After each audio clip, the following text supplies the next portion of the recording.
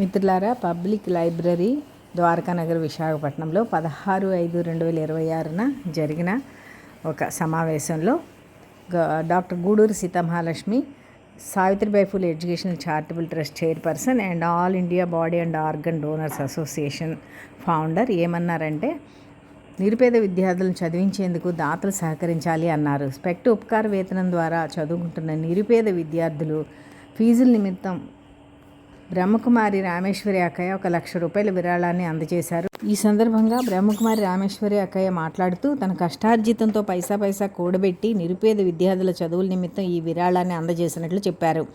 Doctor Guduru Sitamahalakshmi గారు మాట్లాడుతూ, బ్రహ్మకుమారి రామేశ్వరి అక్కయ్య గతంలో కూడా స్పెక్ట్ విద్యార్థులకు 1 లక్ష రూపాయల విరాళాన్ని అందజేసినట్లు చెప్పారు. అంతేకాకుండా ఆమె తన మరణానంతరం శరీరాన్ని దానం చేసినట్టు తెలిపారు. బ్రహ్మకుమారి రామేశ్వరి అక్కయ్య వంటి మాతృమూర్తుల ఆర్థిక సహకారంతో స్పెక్ట్ సంస్థ ద్వారా 15 మంది MBBS విద్యార్థులతో పాటు అనేక మంది ఇతర ప్రొఫెషనల్ కోర్సుల్లో 2 తెలుగు రాష్ట్రాల్లో చదువుకుంటున్నారని తెలిపారు.